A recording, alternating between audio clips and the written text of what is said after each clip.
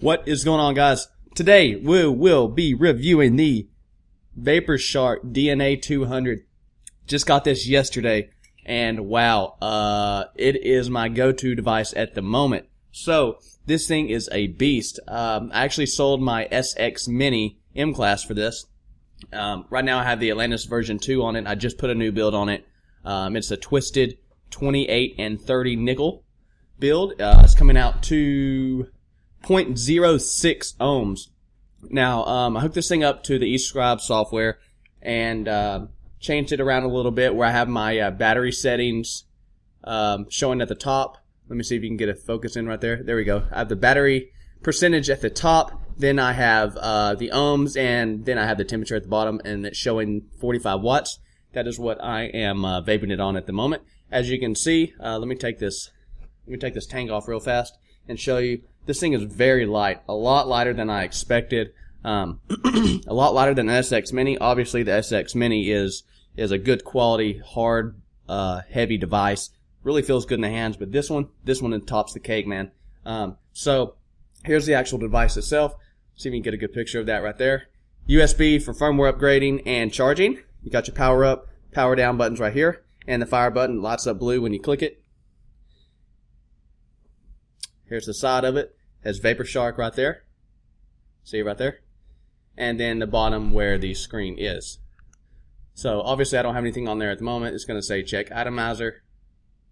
And yeah, so that's pretty much it. Besides the battery cover, 510 is spring loaded, as you can see.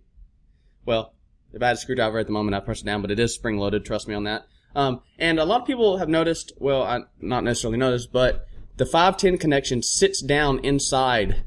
If you can get a good angle on that, it sits down inside the inside this top.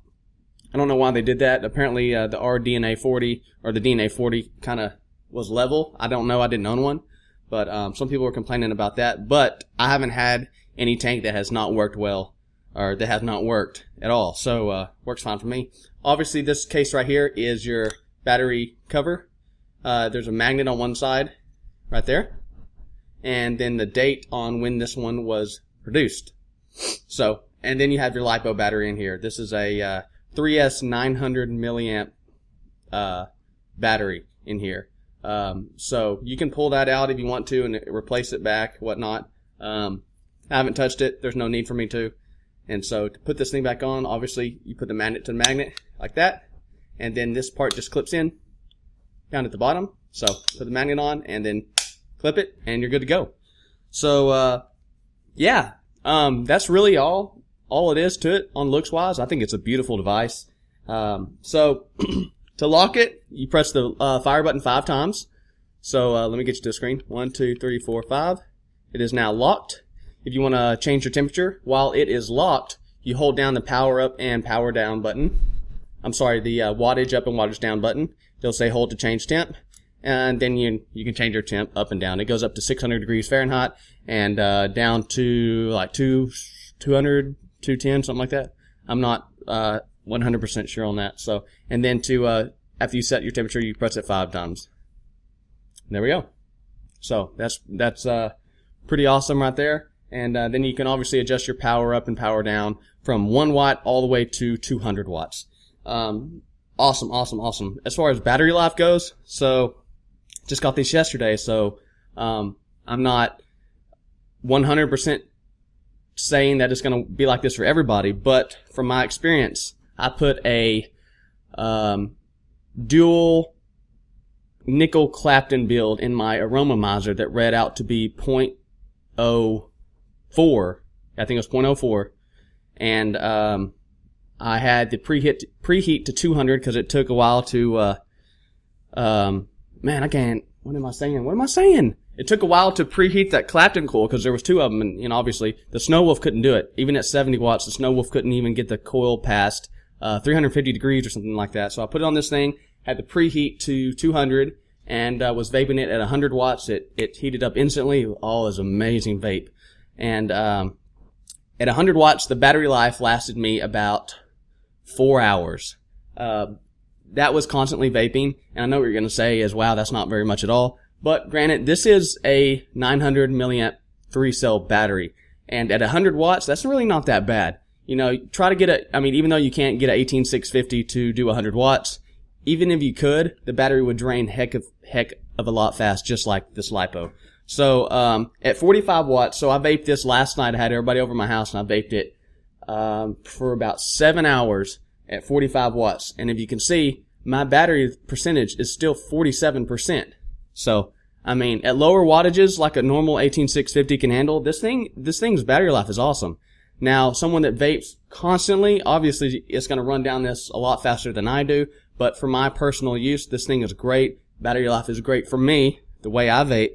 And, obviously it has the zip charging in it as well. So, I mean, you can plug this thing up to a 2 amp charger, just like this, just like an Android, charger, an iPad charger, right here. And then, obviously you get your, little micro USB. You plug that thing up and charge it at 2 amps. And this thing will charge from dead to full in 90 minutes. You can't beat that. I mean, even at 18650, I never charged my 18650s over 0.5 amps. And so it would take me about 4 or 5 hours, depending on what the voltage was. And, so to charge this thing up quickly, you know, if you got like 70% and you know you're going to be out for a long time, away from the house, plug that thing in, plug this device in for 10 minutes before you leave. And this thing will probably go from 70% to like 85 or 90 in 10 minutes. So, yeah, you can't beat that. So, really, really enjoying this device. It is $200, and I think it's money well spent. Now, some cons for this device. So, the only con that bothers me is a lot of people are already having issues with this coating peeling.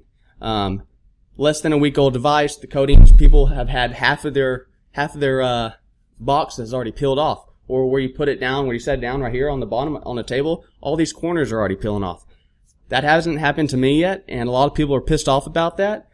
I was reading yesterday on the forum that VaporShark sent an email to one of their customers saying that they are aware of this issue, and once they get all the pre-orders filled, they're going to be starting to accept returns back. Now, that's so stupid. I don't know why they wouldn't fix this in the first place, but from what the email said, in 3 weeks, around a month, they're going to start accepting these units back that have the peeling issues, and they're going to be replacing this entire box. They're not going to recoat it. They're going to replace the entire box. And that's just from what the email said. So that could change, you know, by the time they start actually accepting returns.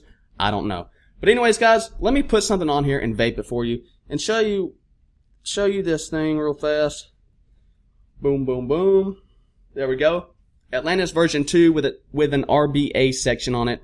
Twisted 28 and 30 nickel wire on this device. Reading, well, new atomizer.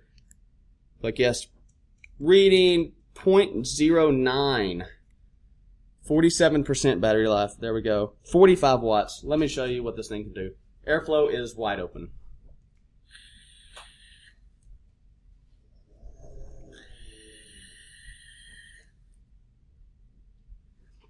Thing heats up instantly. There's no ramp up time at all. This thing is just a beast. I love this device so far. Like I said, I've only had it for a day, but this device is awesome. The screen is very, very bright. You know, I mean, it's a very bright screen. So, I mean, it's awesome. And you know, you can go into the eScribe software and change everything.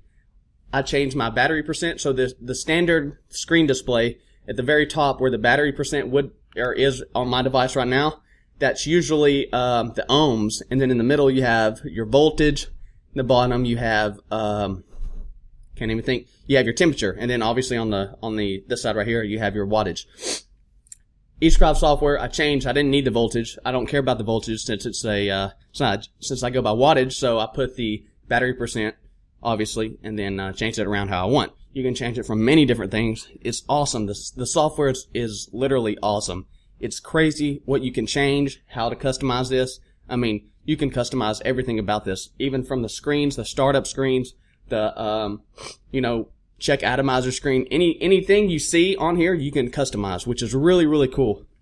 Not to mention all the charts that you can view from your vape time. That's really cool. So, overall, this device is awesome. I really, really enjoy it. I recommend it if you're on the fence about it. Now, there are some, obviously some, other DNA 200 devices out there. So, pick which one that you want, which best suits you. If you're needing a longer battery life, you could look at the 44 mod. You can look at the Opus. You can look at, what's that, crap, I don't remember all of them at the moment. But, there's like, 7 or 8 of them out right now. Or coming out this month. So, whatever suits you. This really sold me on how light and compact it was, and the zip charging. I can't even talk. The zip charging makes this device for me. Like I said, plug it in, 10 minutes, you're up 15-20% on your battery. That's just awesome. So with that being said, guys, I'm going to vape on this just a little bit and let you go. So.